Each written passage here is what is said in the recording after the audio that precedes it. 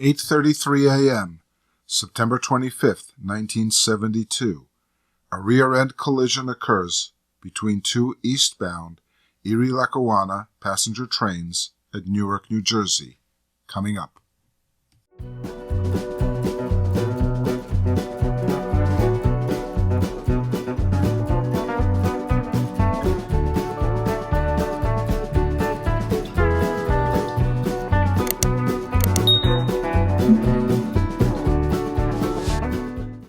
According to the accident investigation, two passengers were seriously injured, and in spite of what the article said, a total of 92 claimed minor injuries.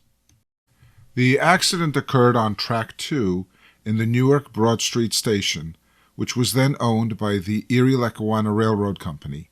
Today it is part of New Jersey Transit. There are 3 tracks at that location. Track 3 is westbound. Track 1 could operate either east or westbound depending on signal indications, and Track 2 was eastbound. The view on Track 2 was clear, and the weather that day was clear.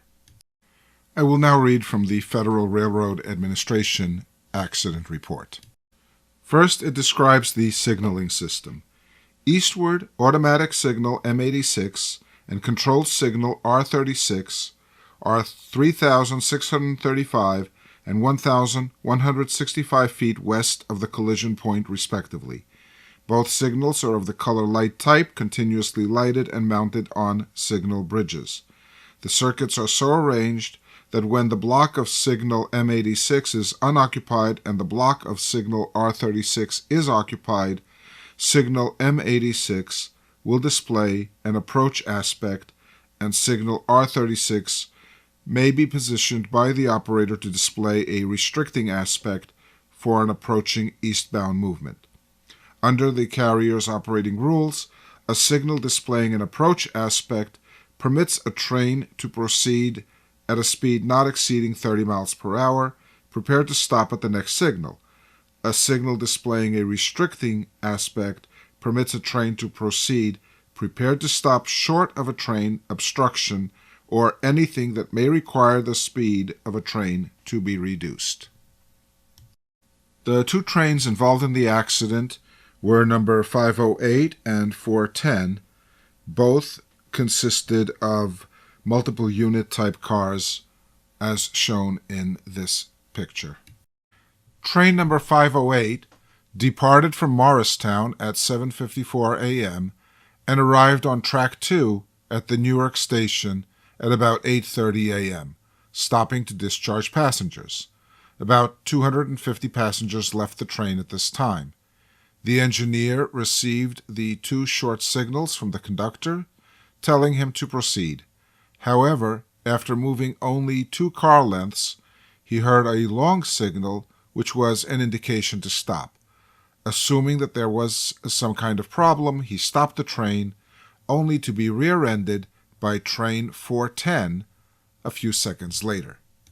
Train number 410 departed Gladstone at 7:25 a.m. and passed the Roseville Avenue interlocking at 8:28 a.m. on Track 2, heading to the Newark station. Signal M86, which was described earlier in the report, displayed an approach aspect. The next signal was R36, which displayed the restricting aspect. The engineer reduced his speed, preparing to stop at the platform. He noticed that train 508 had stopped abruptly, but he hesitated to apply his brakes in emergency. The explanation he gave was that he was afraid that passengers would jump off his train and onto the tracks, as they had been known to do in the past when trains stopped short of the platforms. By the time he realized that his train was not slowing down fast enough and applied the brakes in emergency, it was too late. Train 410 was going around 7 miles per hour when it collided into the rear of 508. The train crew of 508 didn't give the stop signal to the engineer. Apparently, a passenger had pulled the cord, perhaps as a prank. The engineer of train 410 began his career as a fireman in 1953 and was promoted to engineer in 1957. His service record showed that he was disciplined 5 times between 1964 and 1971. And finally, the findings. At the time of the accident, train number 508 was standing on number 2 track in Newark in accordance with the rules. 2.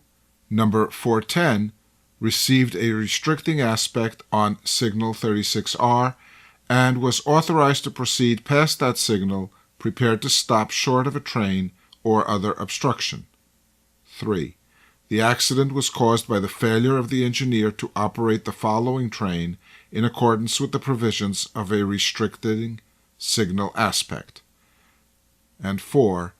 The unexpected second stop made by number 508 and the reluctance of the engineer of the following train to immediately place his train's brakes in emergency when he observed the stopped train were contributing factors.